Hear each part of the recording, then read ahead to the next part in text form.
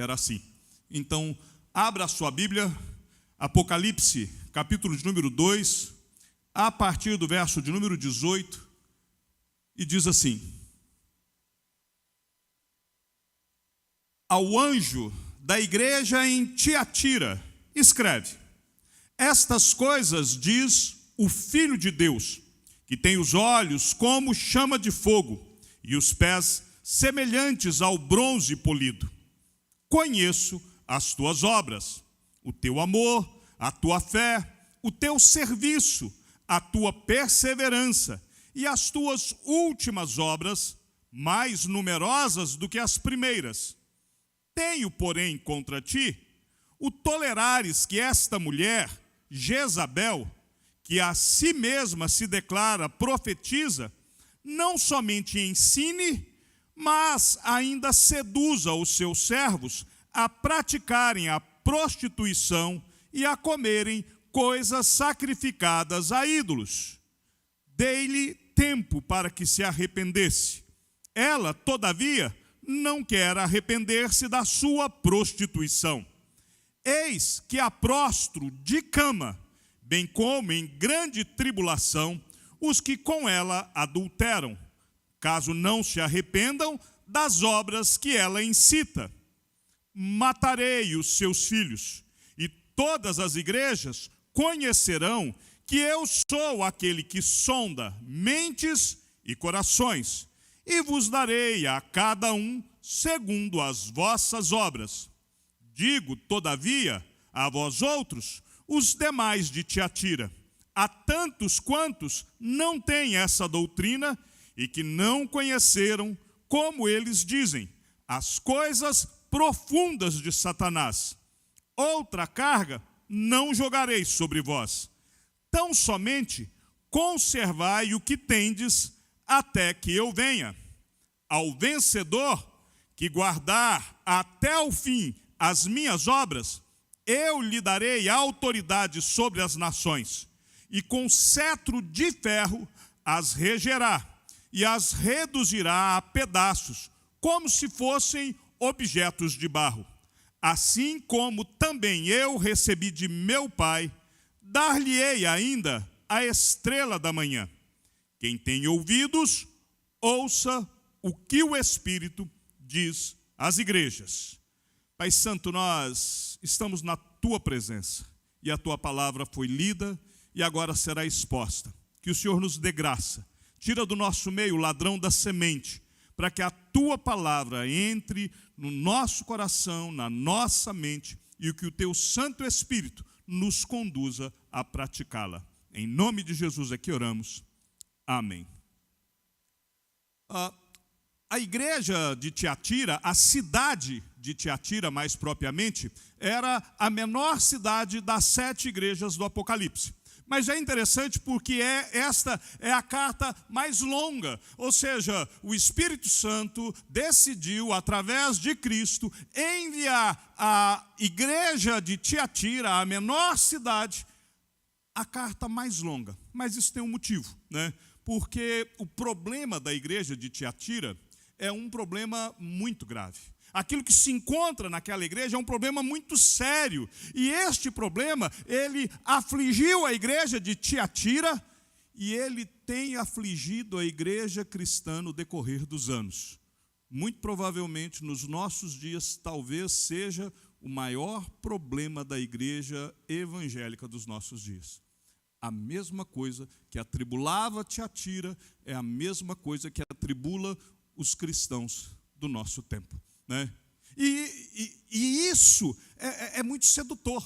Aquilo que está acontecendo ali, a gente vai ver no decorrer dos anos. Então, Tiatira era essa cidade pequena, mas tinha uma importância comercial muito grande. Tiatira, ela estava posicionada no caminho aonde passava o correio imperial. Ou seja, todas as correspondências da época, elas seguiam pelo caminho de Tiatira. Então isso fez com que Tiatira, apesar de ser uma cidade pequena, ela se tornou uma cidade de comércio importante. Tudo aquilo que se transportava entre a Europa e a Ásia, obrigatoriamente passava por Tiatira, né? E além dessa questão comercial, havia na cidade de Tiatira as várias agremiações de comércio, porque no império havia diversos tipos de trabalho. Havia pessoas que trabalhavam com lã, com couro, com linho, com bronze, né? Havia pessoas que trabalhavam como alfaiates. Lá em Tiatira havia uma indústria muito próspera, que era a indústria do comércio de púrpura. Era a tinta púrpura, ela era feita através da extração de uma flor que era abundante ali na região. Lembra lá em Atos capítulo 16, aquela mulher que se converte, Lídia? Ela era dessa cidade, né? Ela era uma representante comercial do comércio de púrpura, que estava lá em Filipos, quando Paulo passou por lá, né? Nós não sabemos quem fundou a igreja de Tiatira. Nós não temos como dizer que Lídia e seu esposo voltaram para Tiatira, ou se foi lá no final do capítulo 19, quando Paulo passa por aquela região. Nós não sabemos quando a igreja foi fundada, mas Lídia era de lá, né? E por ser essa cidade, esse centro comercial, e essas agremiações, elas, além de reunirem os comerciantes daquele produto, elas também, cada uma delas tinha os seus deuses, a sua idolatria própria. Então, quando eles se reuniam, quando havia ali a reunião do sindicato, das agremiações, das associações, quando eles estavam reunidos juntos, eles adoravam a divindade que eles entendiam que representava aquele comércio, né? E aí, isso era cheio de idolatria, mas junto com tudo isso, havia também muita prostituição cultural. Porque era assim que se entendia a adoração de vários deuses gregos. Havia os sacerdotes e as sacerdotisas. Havia os prostitutos e as prostitutas cultuais. Entendia-se naquele período que a adoração a determinadas divindades ela era realizada através do sexo promíscuo. Então, percebe o que era para um crente se converter em Tiatira? Ele tinha que se afastar dessas agremiações. Ele não podia participar mais dos negócios, do comércio daquele lugar, porque ele teria que se afastar do grêmio, e se ele se afastasse daquele grêmio, se ele se afastasse daquela associação, ele morreria comercialmente. Ele não teria contato com os outros, né? Alguns historiadores, eles afirmam que era praticamente impossível ser comerciante em Tiatira sem fazer parte de algumas dessas associações, né? Sem estar ligado a essas associações. Ou seja, a conversão em Tiatira, ela era praticamente um suicídio comercial, né? Ela eliminava qualquer chance de prosperidade, e é aí que morava o perigo. É aí que vai entrar a questão de Jezabel, de que ela vai tentar, o que Jezabel vai fazer, e nós vamos ver isso daqui a pouco, ela vai tentar ensinar a igreja de Tiatira a conciliar a fé em Cristo Jesus com a participação nessas agremiações. Ou seja, ela vai tentar, de alguma maneira, ensinar a igreja que é possível sim você servir a Cristo e estará associado a esta prostituição. Ser crente em Tiatira não era uma questão muito fácil. Nesta circunstância, e aí? O que nós temos que fazer? Nós vamos protestar contra aquilo que vai de encontro à nossa fé, ou nós vamos prosperar? Nós vamos manter a nossa consciência pura, ou nós vamos entrar no esquema para não perdermos a nossa prosperidade? É ser ético ou ser esperto, né? Qual deve ser a posição do cristão de Tiatira? É esta igreja que está recebendo uma carta do Senhor Jesus no livro de Apocalipse. É para este povo que tem que tomar essas decisões, né? Sai da agremiação, perde a sua posição, perde a sua reputação, perde o lucro financeiro. Permanece na associação, permanece nas festas, permanece no negócio, mas compromete a sua moral, né? E agora? Como diz Carlos Drummond de Andrade, e agora, José? E agora? O que você vai fazer? E aí, o Senhor escreve uma carta a Tiatira. Mas quando ele escreve, Jesus ele se apresenta a esta igreja. Olha aí para você ver no verso de número 18, ele fala ao anjo da igreja em Tiatira, escreve: estas coisas diz o Filho de Deus, né? Como Filho de Deus, ele está declarando o seu poder, a sua supremacia, a sua autoridade.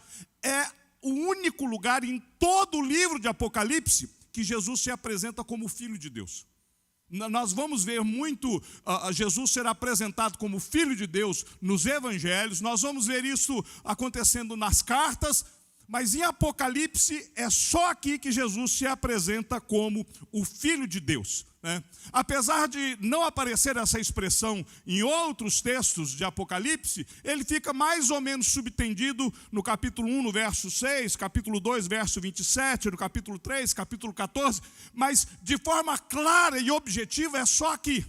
E há algo interessante, depois quando você chegar em casa, você faz o seguinte: você dá uma lida no Salmo 2, né, que você vai perceber que o apóstolo João, ele está escrevendo a carta a Tiatira, mas ele está de olhos nas declarações lá do Salmo 2, que apresenta Jesus como o Rei da Glória, que apresenta Jesus Cristo como o Senhor, que está falando a respeito do Messias. Então, esta expressão, Filho de Deus, ela cabe perfeitamente aqui, porque lá no Salmo 2 fala do Filho de Deus. Então, como João tem o pano de fundo dos Salmos, ele está escrevendo e ele então se apresenta aqui como Filho de Deus.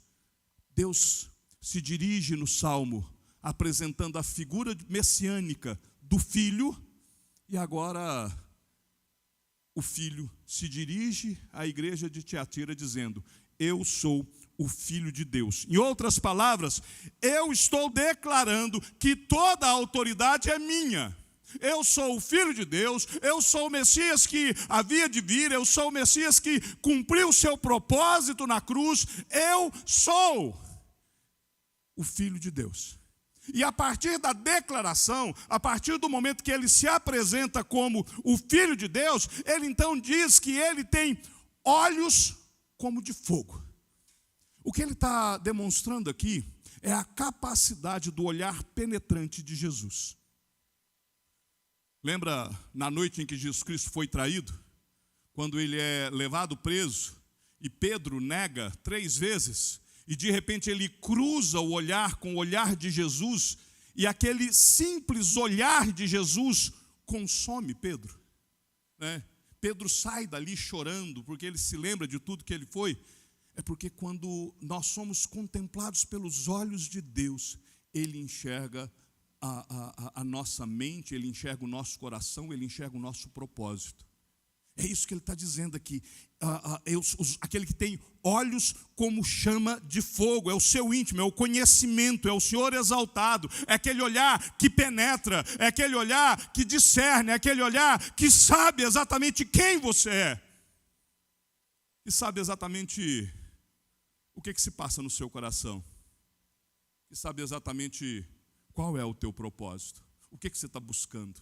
Você está buscando, está olhando para a igreja de Tiatira e está dizendo: você está buscando a minha glória, ou você está buscando a associação com este comércio? Você quer ser meu servo, ou você quer tentar equilibrar a sua vida e a sua história dentro do seu contexto? É aquele olhar como chamas de fogo, é aquele que aonde todas as coisas são descobertas.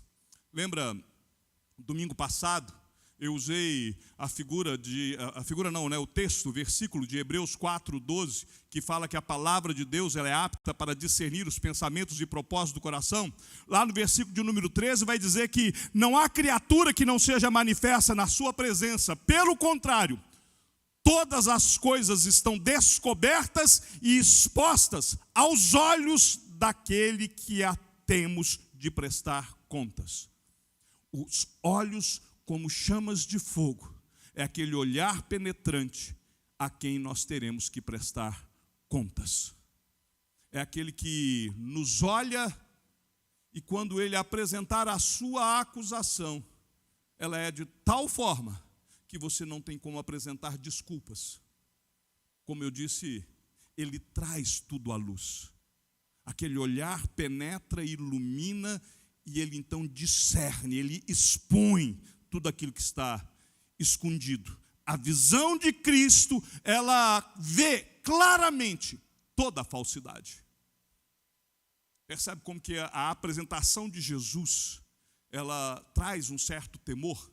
Porque primeiro ele diz, eu sou o Filho de Deus, eu tenho toda a autoridade. Eu sou aquele que tem os olhos como chama de fogo, eu vejo tudo, eu discerno tudo, eu sei exatamente os teus propósitos. E aí ele pega e completa, aquele que tem os pés semelhantes ao bronze polido. É uma referência ao julgamento divino. Lembra lá do profeta Daniel, quando ele fala da estátua com os pés de bronze, né? Ele está dizendo aqui, né? Eu vou executar juízo. Eu sou aquele que vai trazer a justiça. Eu sou aquele que tem os pés do julgamento. Eu sou aquele que está andando entre os candeeiros, capítulo de número 1. E eu estou com os pés de bronze. Eu estou andando entre os candeeiros, olhando com os olhos penetrantes. Mas eu estou andando para te julgar. Aquilo que eu ver, eu vou trazer a juízo. O que eu enxergar no meio de você, eu trarei juízo com os pés de bronze e mais, é o bronze polido. Você vai ver o reflexo do seu julgamento. Você verá o resultado do seu julgamento, né? É isso que Cristo está apresentando. Mas há algo ainda aqui que me chama a atenção. É porque antes de receber a censura, antes dos pés de bronze executarem a censura, ele olha para a igreja e ele então louva a igreja pelo bem que a igreja está praticando. Ele enxerga as coisas boas que estão acontecendo na igreja. O fato de Cristo conhecer a igreja em Tiatira é a base para o seu elogio. O fato de Cristo, ele andar entre os candeeiros, ele pode declarar, eu conheço. E ele então diz, eu conheço as suas obras. Obras têm a ver com o ministério.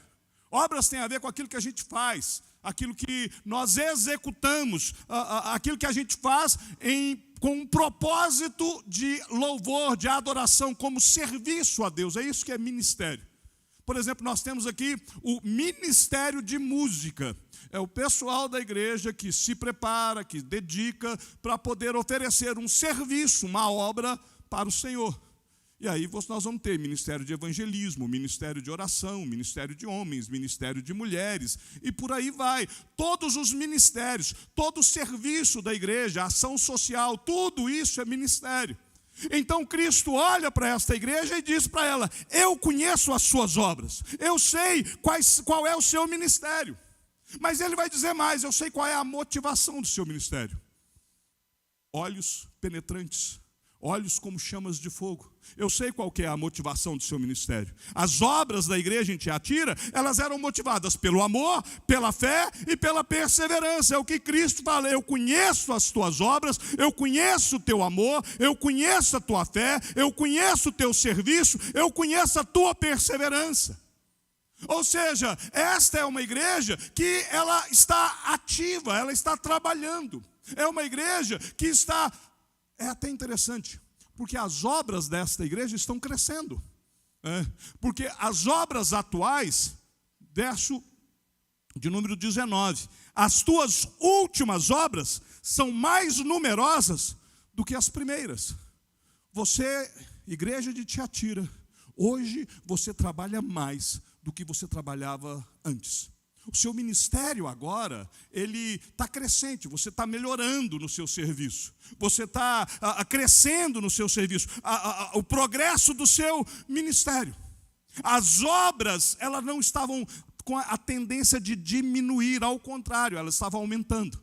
Ou seja, trazendo aqui uma aplicação para os dias de hoje. A reunião de oração deles estava cada vez mais cheia. Os projetos evangelísticos deles, eles avançavam cada vez mais. A obra de ação social deles estava aumentando, tinha mais gente sendo ajudada pela igreja, apesar de todo o contrário, apesar da cidade ser pequena, apesar dos crentes terem que sair das suas agremiações, a igreja ela estava crescente, o ministério da igreja estava crescendo. A igreja estava se envolvendo, ela estava penetrando na sociedade. Aí você pega e fala, bom, então essa igreja é boa, ela tem muita coisa boa. O elogio dessa igreja é generoso. É interessante porque o louvor a esta igreja, o elogio a esta igreja, ele excede aquele que foi dado à igreja de Esmirna. Lembra que a igreja de Esmirna, ela não recebe nenhum puxão de orelha? Era a igreja que estava debaixo de perseguição. Ela só recebe elogios. Pois bem, Tiatira é mais elogiada do que Esmirna. É mais elogiada do que Filadélfia. Nós ainda vamos pregar sobre Filadélfia. O problema é que apesar deste elogio ser generoso, ela vai receber crítica. Esta igreja, ela não havia se afastado do amor, por exemplo, como a igreja de Éfeso. Lembra? A igreja de Éfeso, ela abandonou o seu primeiro amor.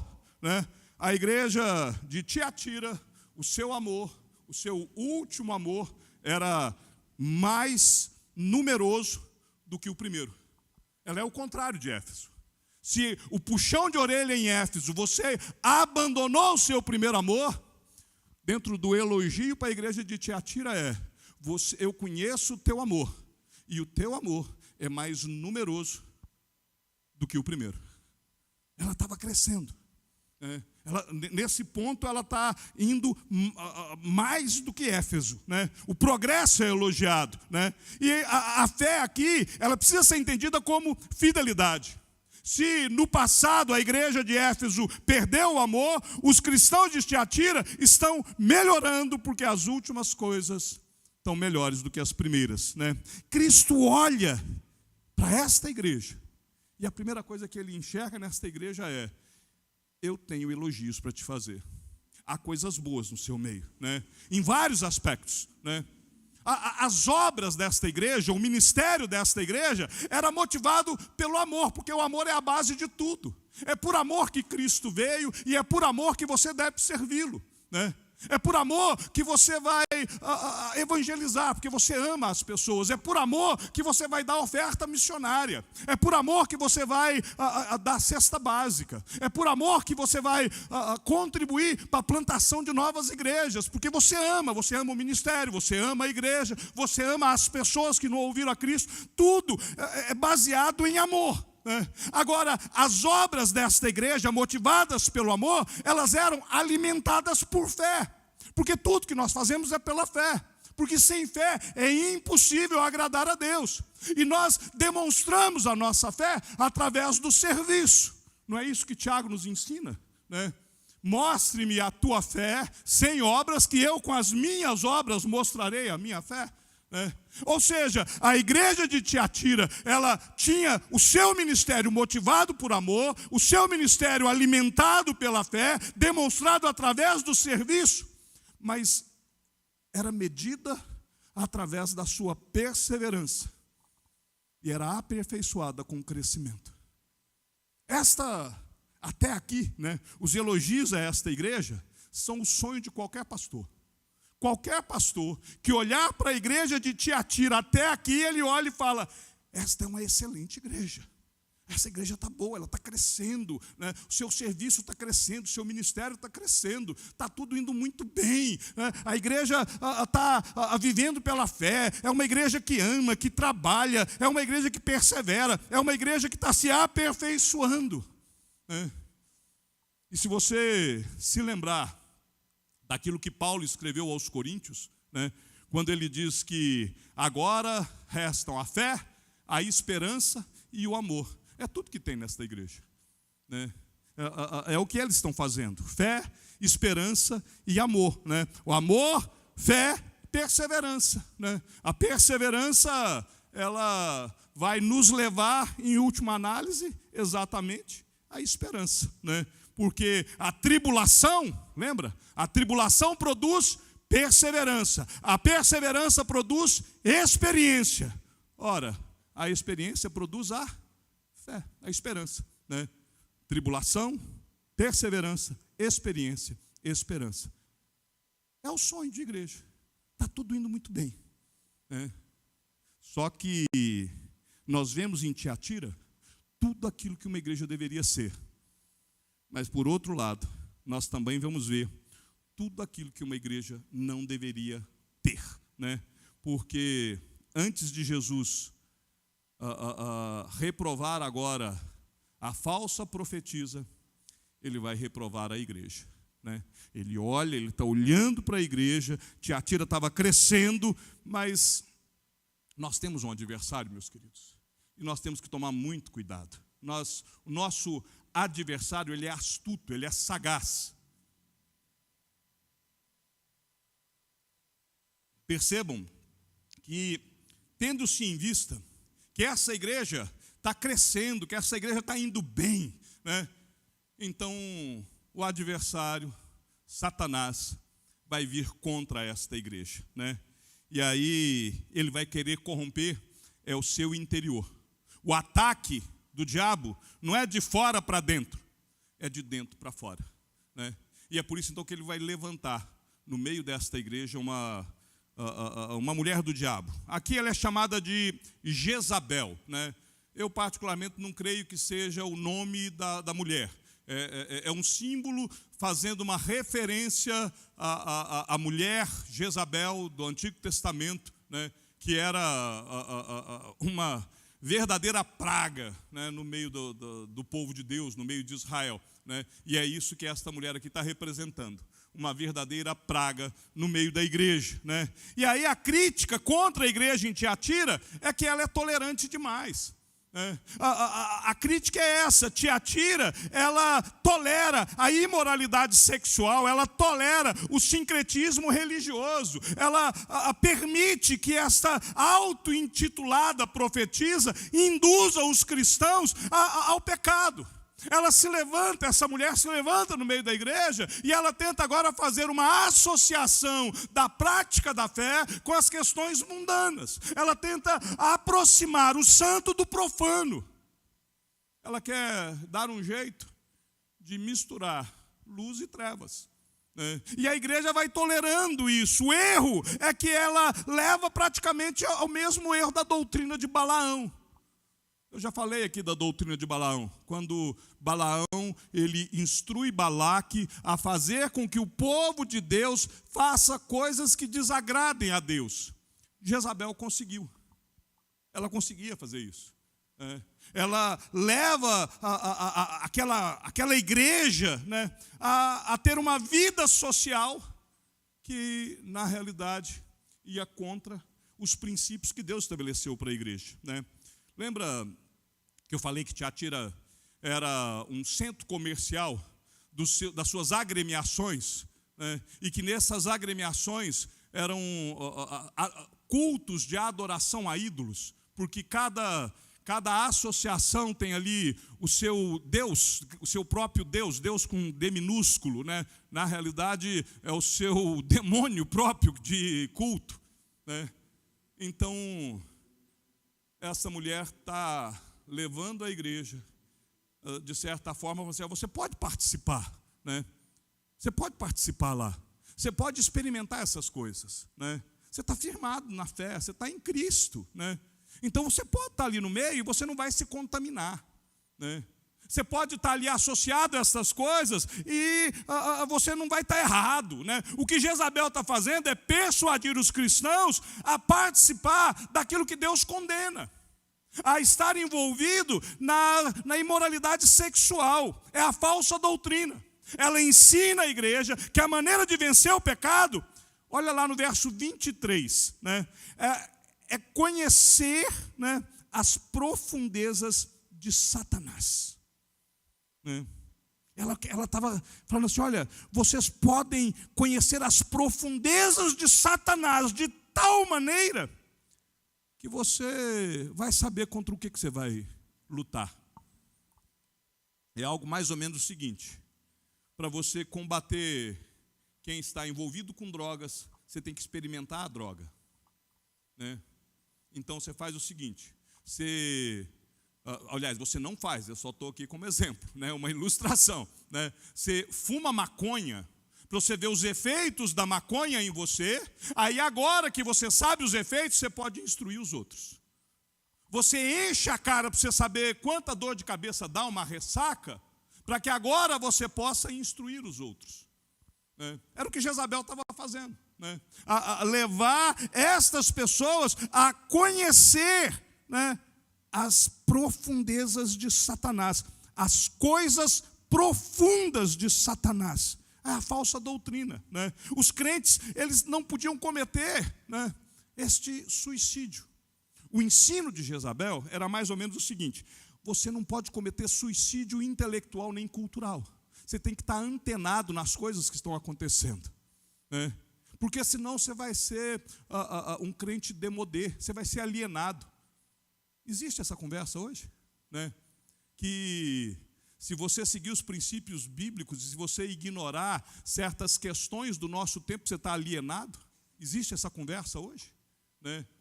Estava aqui, né? Sabe essa conversa que tem nos nossos dias, que a igreja ela precisa se aproximar mais das questões do mundo? Isso não é novidade, meus queridos, né?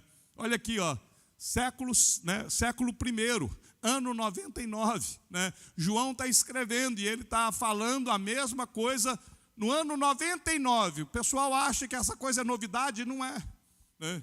Isso já estava ali, né? Ela estava ensinando que os crentes, eles deviam defender os seus interesses materiais a todo custo. Você não pode perder o seu negócio, né? Você não pode perder a sua fonte de lucro. A sua fonte de lucro, ela tem que ser mantida, porque é da onde você tira o seu sustento. Então, você não pode perder isso. Então você é comerciante de púrpura e está ligado à agremiação do comércio de púrpura, e lá tem bacanais. Não tem problema. Você não pode perder o seu comércio. Você tem a sua representação. Eu conheci um senhor lá em Belo Horizonte, que ele era dono de uma rede de motéis, né? E ele se converteu.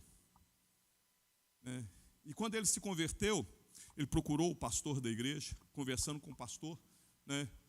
E ele falou: pastor, e agora? O que é que eu faço? O pastor pegou e virou para ele e falou assim: vamos orar, porque você precisa se livrar disso. E ele então começou, né, conseguiu vender vender outro, foi modificando, né?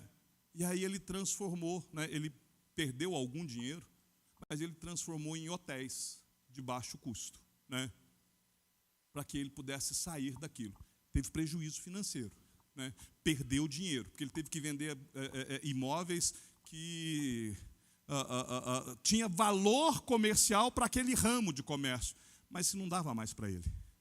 A sua fé não permitia. Se esse mesmo senhor tivesse sido instruído por Jezabel, era: preocupa não, muda só o nome, agora é Motel de Jesus e está tudo certo, né? É o Ágape, né? É o Jeová Jirê, né? É o Senhor que tudo dá, é Jeová Nissi, né? Ele é a nossa bandeira e está tudo certo. É o discurso de Jezabel, né? Vocês percebem como que isso é contemporâneo? Vocês percebem como que essas coisas estão presentes nos nossos dias? Por que a gente precisa olhar para o passado, para a gente reavaliar o presente e aí poder dimensionar o nosso futuro, né? O ensino dela é que não há mérito em vencer um pecado sem antes experimentá-lo. Ou seja, você tem que ir nas profundezas de Satanás. Abraça o diabo até você conhecê-lo bem. E agora você pode enfrentá-lo, né? Então, dessa maneira, o pecado jamais será vencido, ele será suportado, ele será tolerado, né? E aí, com isso, ela passava dessa imoralidade sexual, ela passava para uma falsa moral, né? Era oferecer uma nova versão do cristianismo. Um cristianismo liberal, sem regras, sem proibições, sem leis. É tudo que o mundo quer.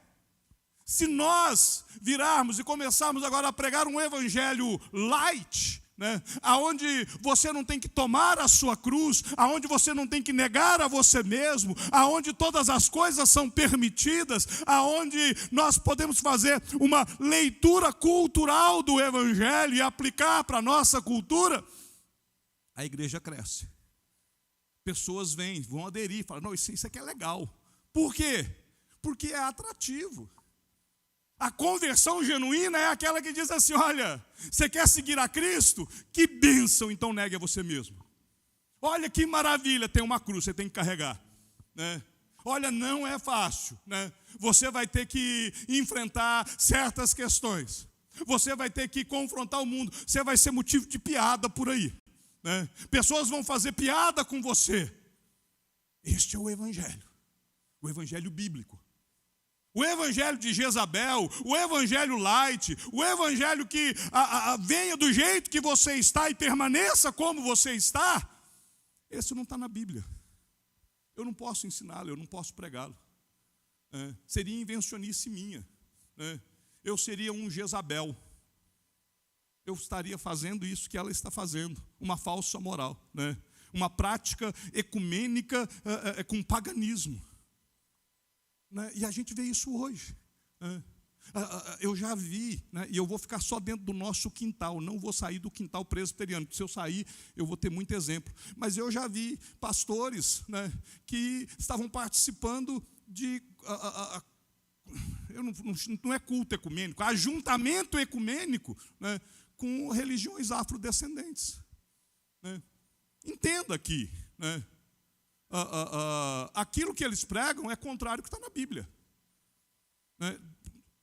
Não quer dizer, eu vou respeitá-los como pessoas, né?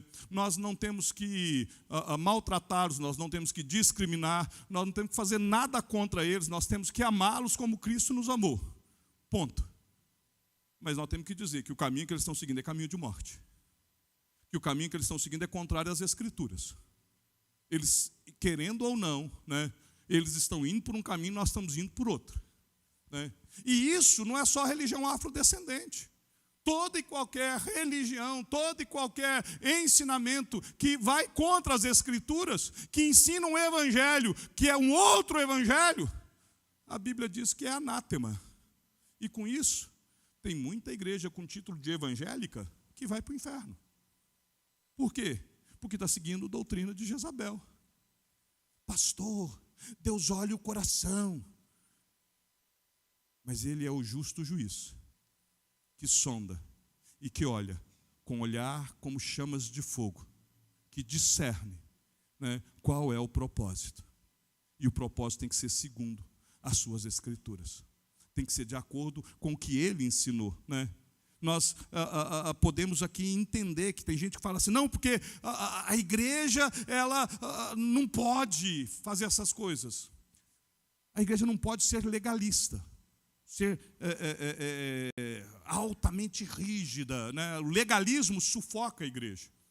O evangelho é graça, mas a graça não é uma desculpa para libertinagem, né? Se a Bíblia fala, vem como estás, e é verdade, ela fala para você vir como você está, mas ela diz também que aquele que está em Cristo é nova criatura, que as coisas velhas já passaram, que tudo se fez novo. Ou seja, você pode vir e deve vir como você está, mas esteja pronto para que o Espírito Santo possa te mudar, te moldar, te transformar de glória em glória, né? O pecado dessa igreja é sério, porque essa mulher, ela foi repreendida. Olha o versículo de número 21, eu dei tempo para ela se arrepender. Ela, todavia, não quer arrepender-se da sua prostituição. E por que o pecado da igreja é grave? Porque a igreja fica em silêncio. A igreja fica quieta, né? Deus é paciente, Deus é longânimo, Deus não tem prazer na morte do ímpio, Deus não quer que nenhum se perca, mas Ele chama ao arrependimento, e arrependimento é mudança de vida, é mudança de atitude, arrependimento é transformação da mente. Percebam, o juízo de Deus para essa igreja é terrível, porque o juízo de Deus, ele é sempre terrível, né? Deus vai resistir ao erro e ao pecado. Já viu aquele pessoal fala assim, não, porque Deus ama o pecador, né, e Ele odeia o pecado? Já ouviram isso? Heresia. Deus odeia tanto o pecado quanto o pecador.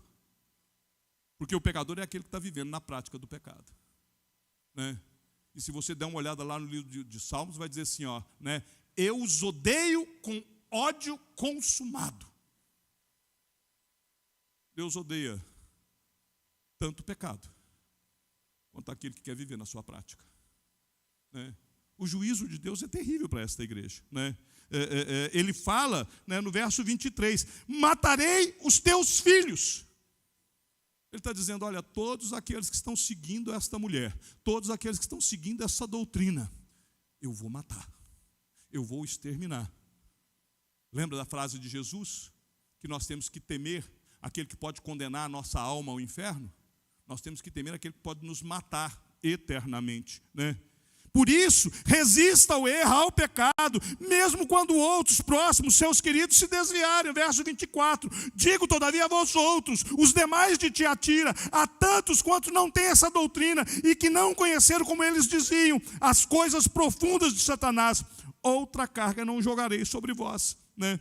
Além do erro, Satanás usa pessoas muitas vezes que estão próximas a nós para querer nos conduzir ao erro. E ele está dizendo, olha, resista, né?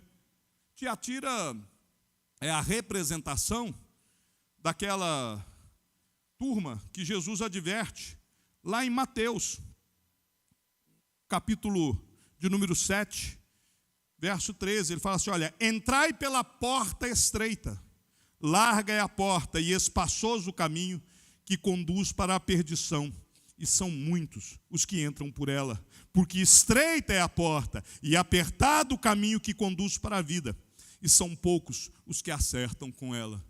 Qual que era o trabalho de Jezabel? Vamos ampliar a porta.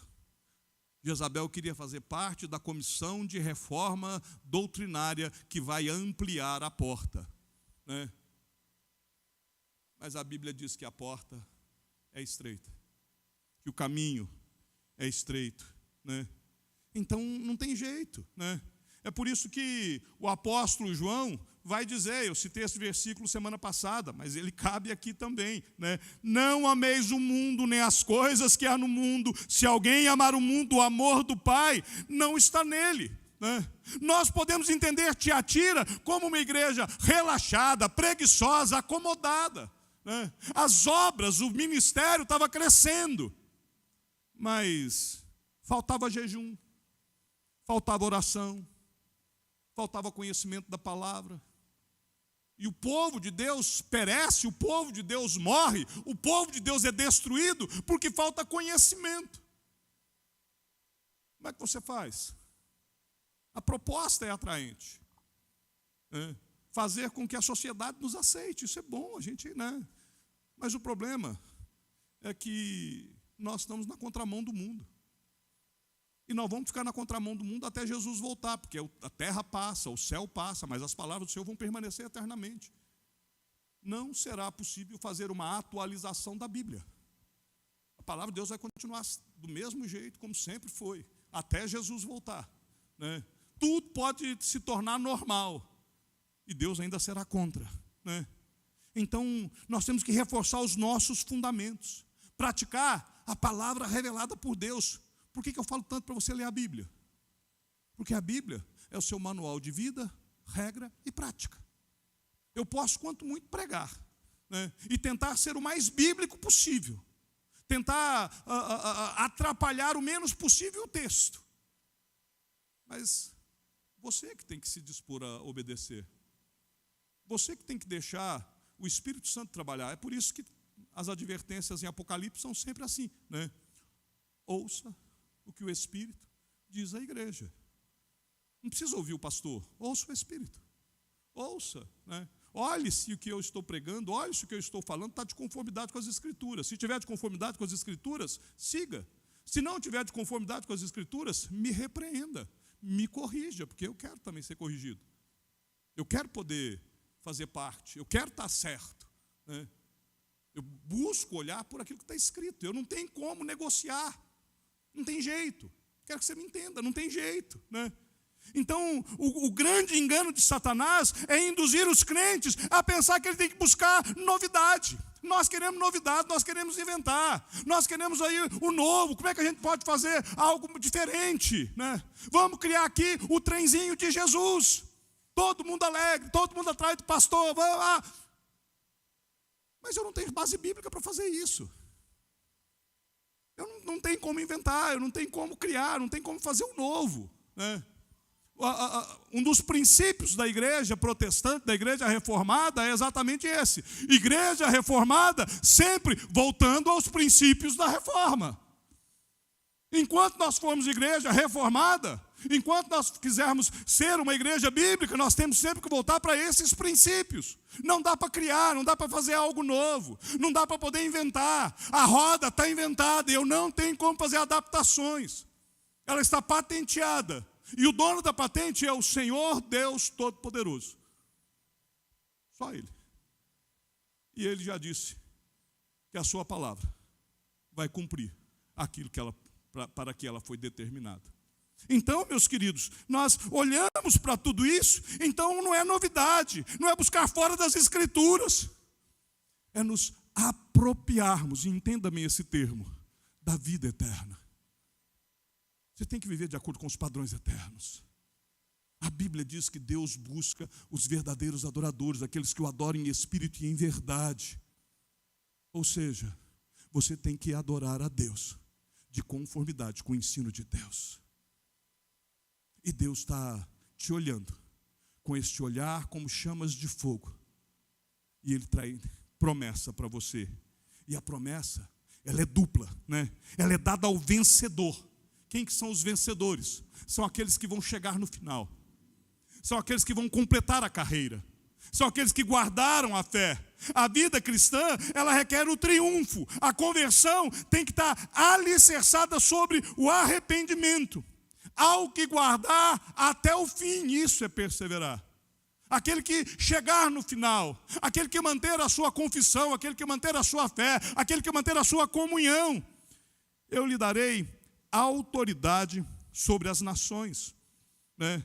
Isso foi tirado lá, lembra que eu falei que o pano de fundo era o Salmo 2, né? Isso foi tirado lá do Salmo 2, verso 8 e 9, né? É uma promessa para participar da glória do reino messiânico durante o milênio. Lá em Apocalipse 20, aqueles que têm o nome escrito no livro da vida entrarão para as bodas eternas do Cordeiro, participarão do reino de Deus por 1000 anos. E 1000 anos aqui é para você entender um longo tempo eterno. E aí nós estaremos juntos, a autoridade sobre as nações junto com Cristo. E mais, nós receberemos a estrela da manhã. Essa promessa é muito linda. A estrela da manhã é um símbolo do senhorio de Cristo. Nós receberemos este símbolo eterno sobre nós. É o próprio Cristo, o Senhor dos senhores, o Rei dos reis, a brilhante estrela da manhã, Apocalipse 22. Cristo é a nossa herança, a nossa riqueza, a nossa recompensa. Os salvos receberão a estrela da manhã, não receberão somente corpos gloriosos, mas receberão o selo de Cristo. Jesus será nosso maior prazer e deleite na eternidade. Nós o veremos como Ele é. Ele então estará diante de nós, olharemos face a face, poderemos agradecer por toda a eternidade o que Ele fez por nós na cruz. Cristo é o melhor do que todos os banquetes do mundo. Não há nenhuma festa de nenhuma agremiação em Tiatira que pode ser melhor do que a festa das bodas do Cordeiro. Nós não precisamos dos privilégios do mundo. Nós temos a promessa do reino de Deus. Nós precisamos construir, edificar a nossa casa, a nossa fé, o nosso relacionamento com Deus sobre a rocha e não sobre a areia. Nós precisamos estar firmados no Senhor. Nós temos a promessa de reinar no mundo com Cristo. Nós não precisamos dos segredos profundos de Satanás, nem da sabedoria humana. Tudo que eu preciso é de saber que o temor do Senhor é o princípio da sabedoria. E é esta sabedoria que eu quero. Sabe o que sara uma igreja, um crente? É resistir o erro. A Bíblia diz, resistir ao diabo e ele fugirá de vós, né? Nós temos que praticar os fundamentos bíblicos, nos regozijarmos nas promessas de Deus. Aquele que tem ouvidos, ouça e que o Espírito diz à igreja. É o verso de número 29, né? Se sabeis, quem tem ouvidos, ouça o que o Espírito diz às igrejas. Por quê? Por que nós precisamos ouvir o que o Espírito diz às igrejas? Volta comigo no verso de número 18. Porque estas palavras, elas são as palavras do Filho de Deus. Ele é o dono da igreja. Os olhos dele são como chamas de fogo. Ele tudo vê. O olhar dele tudo penetra. Ele traz à luz tudo. Os seus pés são como bronze reluzente. Ele julga a todos com a reta justiça. Cristo, o dono da igreja, aquele que tudo vê e a todos julgará. Então, ouça o que o Espírito diz à igreja. Porque o Senhor está de olho em você. Há um outro versículo na Bíblia que diz que os olhos do Senhor acampam sobre toda a terra. E é sobre este olhar que eu estou falando. Nos momentos quando ninguém está te vendo, Deus continua olhando para você. Quando você está sozinho no seu quarto, o Senhor te contempla. Se você está na mais profunda escuridão, ainda lá o Senhor há de te encontrar. Não há lugar para onde você possa fugir da presença de Deus. E Ele te olha com este olhar penetrante. Não queira os privilégios do mundo. São atraentes, não os queira. Não viva pelos segredos da sabedoria desta terra. São diabólicos. Não se engane com simulações de espiritualidade profunda. A verdadeira espiritualidade, ela se conhece no particular, nunca no público. No público você pode ser enganado. No privado, Deus sabe quem você é. Então, não contamine ninguém e nem deixe ser contaminado. Ouça o que Cristo lhe diz. Deixa Ele examinar você. Mas sabe de uma coisa? Ele tem nos dado tempo. Verso 21. Para que a gente se arrependa. Talvez você ouça tudo isso e você pegue, olha e fala, eu vim para a igreja hoje, o pastor me colocou direto no inferno, não tem jeito para mim, né? Eu sei que estou no inferno, né? Mas hoje é o tempo sobremodo oportuno, hoje é dia de salvação, hoje é dia de arrependimento. Enquanto Deus não voltar, enquanto Jesus não voltar, né, é o tempo de nós nos arrependermos, né? Então, busque arrependimento, né? Saia daqui querendo crescer na fé, na esperança, no amor. Busque o perdão de Deus, a salvação. E assim, permaneça agora esses três. A fé é o conteúdo. A fé é o conteúdo de tudo aquilo que você tem aprendido. A esperança é o combustível, é aquilo que te move, é aquilo que te mantém, é aquilo que faz com que você possa se dedicar a ouvir a palavra de Deus. O amor é a consequência. O maior deles, porém, é o amor, porque é o amor que salva, é o amor que santifica, é o amor que nos dá a certeza de que há salvação para todos nós.